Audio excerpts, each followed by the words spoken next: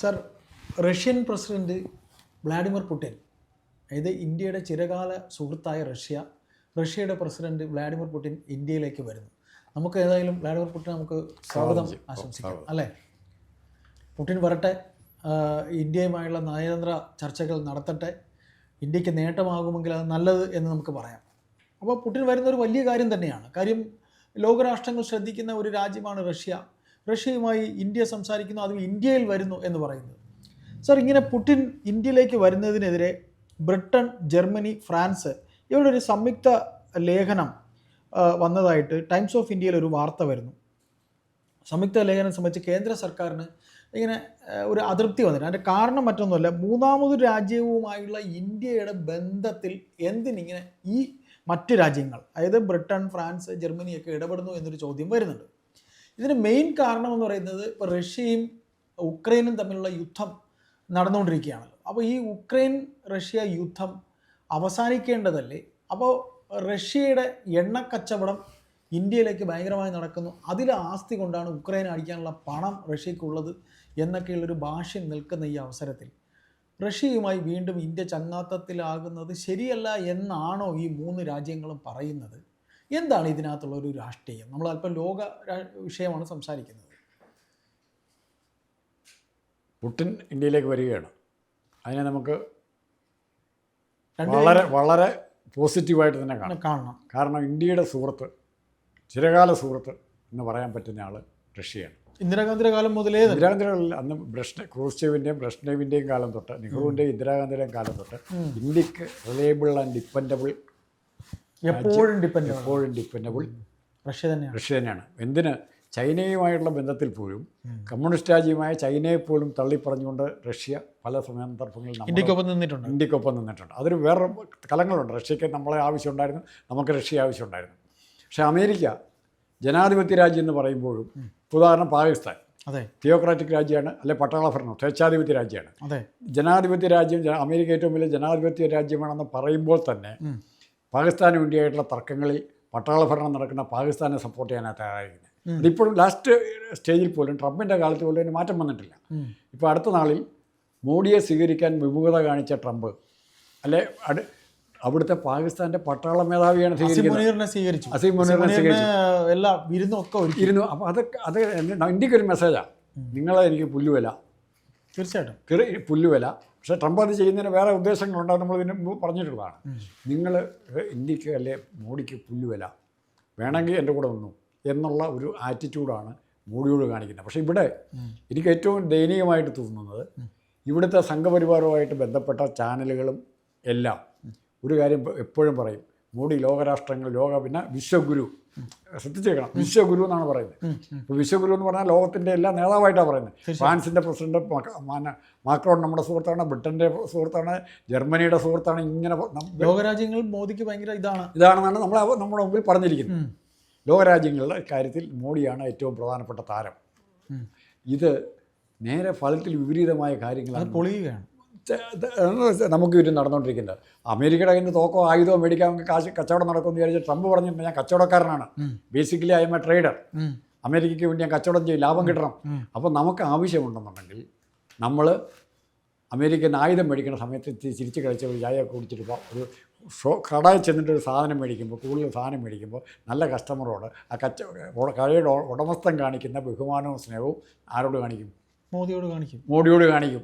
അത് ഇങ്ങനെ പാവം ഈ മനുഷ്യൻ തെറ്റിദ്ധരിച്ചു. ആത്മാർത്ഥ രാഷ്ട്രീയമായിട്ടുള്ള സപ്പോർട്ടല്ലത്, വ്യാപാരമായിട്ട് അമേരിക്കയ്ക്ക് ഇപ്പോൾ ലാഭം ഉണ്ടാവുമെങ്കിൽ പാകിസ്ഥാൻ വിട്ട് നമ്മളിവിടെ വരും. തീർച്ചയായിട്ടും ഇവിടെ ഈ ചർച്ച നമ്മളിപ്പോൾ പറയുന്നത് മെയിനായിട്ടുള്ള കാര്യം, ഇന്ത്യയിലെ ടൈംസ് ഓഫ് ഇന്ത്യ എന്ന് പറഞ്ഞൊരു പത്രത്തിൽ ഈ 4 രാജ്യങ്ങൾ ചേർന്നൊരു ലേഖനം എഴുതിയിരിക്കുകയാണ് കമ്പൈൻഡായിട്ട്. അത് പുടിൻ വരുന്നതിൻ്റെ തലേ ദിവസം. ജർമ്മനി, ഫ്രാൻസ്, 3 രാജ്യങ്ങൾ, ഫ്രാൻസ്, ജർമ്മനി, ബ്രിട്ടൻ, ഈ 3 രാജ്യങ്ങൾ ചേർന്ന് ഇന്ത്യയുടെ വിദേശ നയത്തിൽ പാളിച്ചകളുണ്ടെന്നും ഉക്രൈൻ യുദ്ധം നിർത്താനായിട്ട് ഇന്ത്യ സ്വാധീനം ഉപയോഗിക്കണമെന്നും പുടിൻ ചെയ്യുന്ന പോക്രിത്തരമാണെന്നുള്ള മട്ടിൽ ഇന്ത്യയിലെ പത്രത്തിൽ ലേഖനം എഴുതുകയാണ്. അത് ആര്? പുടിനെ സപ്പോർട്ട് ചെയ്യരുത്, അപ്പോൾ പുടിനോട് ആവശ്യപ്പെടണം. പുടിനെ സപ്പോർട്ട് ചെയ്തെന്നാണ് ഇവർക്കെന്ത് കാര്യം? ഇവർ നമ്മളെ പാകിസ്ഥാൻ നമ്മുടെ കാര്യങ്ങൾ അവർ ഇടപെടാൻ ആര് ഇല്ല. പാകിസ്ഥാനുമായിട്ട് എത്രയോ പ്രാവശ്യം സംഘർഷങ്ങൾ ഉണ്ടായിട്ടുണ്ട്. ഇവർ നമ്മൾ സപ്പോർട്ട് ചെയ്തിട്ടുണ്ടോ? തീർച്ചയായിട്ടും. ഏത് രാജ്യം സപ്പോർട്ട് ചെയ്തിരിക്കുന്നത്? എത്രയോ പ്രാവശ്യം. അതിൽ ഏറ്റവും പ്രധാനം 1971 യുദ്ധമാണ്. അന്ന് അമേരിക്ക ഇന്ത്യക്കെതിരായിട്ട് 7ാം കപ്പൽപ്പട വരെ അയച്ചു. ഇന്ത്യയെ എതിർക്കാനായിട്ട്, പാകിസ്ഥാനെ സഹായിക്കാനായിട്ട് 7ാം കപ്പൽപ്പട വരെ അയച്ചു. ഫലമോ? പക്ഷേ ആ സമയത്ത് റഷ്യ സജീവമായിട്ട് ഇടപെട്ടു. അങ്ങനെയാണ് ആദ്യമായിട്ട് ചേരിചേരാ നയം എന്നുള്ള സങ്കല്പം പോലും ഇന്ത്യ മാറ്റുകയും റഷ്യയുമായിട്ട് ഒരു സൈനിക സഹകരണ കരാറിൽ ഒപ്പുവെച്ചു. ഇന്ത്യയെ ആക്രമിച്ചാൽ അത് റഷ്യയെ ആക്രമിക്കുന്നതിന് തുല്യമായിരിക്കുന്ന റഷ്യയോടെ. ഈ റഷ്യ പുട്ടിനെ നമുക്ക് അവഗണിക്കാൻ പറ്റുമോ? റഷ്യയെ അവഗണിക്കാൻ പറ്റുമോ? ഒരിക്കലും. എല്ലാ രാജ്യങ്ങളും അവരവരുടെ താല്പര്യമാണ് നോക്കുന്നത്. യൂറോപ്പ് അതിൻ്റെ താല്പര്യം നോക്കി അമേരിക്കയായിട്ട് ഉടക്കി യൂറോ കറൻസി വരെ ഇറക്കി. യൂറോ എന്നുള്ള ഡോളറിനെ വെല്ലുവിളിക്കാനായോ ഇറക്കിയ കറൻസി യൂറോ. എന്തിനാ ഇത്? യൂറോപ്പിൻ്റെ താല്പര്യം രക്ഷിക്കാൻ. ഇപ്പോൾ യൂറോപ്പിന് ഉക്രൈനുമായി ബന്ധപ്പെട്ട യൂറോപ്പിൻ്റെ താല്പര്യം അവിടെയുണ്ട്. കാരണം യുക്രൈൻ എന്ന് പറഞ്ഞാൽ പടിവാതിലാണ്, പോളണ്ടിൻ്റെ തൊട്ടടുത്ത് കിടക്കുന്നു. ഉക്രൈൻ വീണാൽ പൂർണ്ണമായിട്ട് റഷ്യയുടെ നിയന്ത്രണത്തിൽ പോയാൽ നാളെ റഷ്യൻ സൈന്യം ഏത് സ്ഥലത്തേക്കും കയറി വരാം. റഷ്യക്ക് കടന്നു വരാനൊരു പാതയാകും.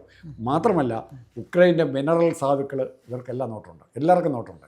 അത് കൈയടക്കാനുള്ള സമയക്കൂട്ടത്തിലുണ്ട്. പക്ഷേ ഇതിൻ്റെ അകത്ത് എന്തിന് ഇന്ത്യയെ ബലിയേടാക്കുന്നു? അവരുടെ താല്പര്യം ഇന്ത്യയായിട്ട് എന്ത് ബന്ധം? ഇന്ത്യക്ക് എന്ത് കൺസെഷൻ ബ്രിട്ടൻ തരും? ഇന്ത്യയിൽ നിന്ന് കൊണ്ടുപോയ സമ്പത്താണ് അവിടെ. ശശി തരൂർ രൂപ ആണ് ആ പൈസ കണക്ക് പറഞ്ഞിട്ടുണ്ട്. ഓക്സ്ഫോർഡ് യൂണിവേഴ്സിറ്റിയിൽ അവിടെ പറഞ്ഞിട്ടുണ്ട്. ആ കണക്കിനെ നിഷേധിക്കാൻ ബ്രിട്ടൻ രൂപ തയ്യാറായിട്ടില്ല. എന്നിട്ടും നമ്മളെ ഉപദേശിക്കാൻ വരികയാണ്. എന്തർത്ഥം?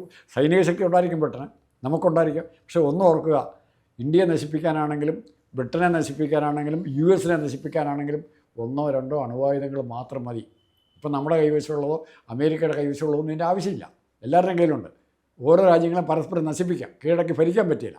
അതാണ് ഇന്നത്തെ ലോകത്തെ ബാലൻസ് ഓഫ് പവർ നിൽക്കുന്നത്.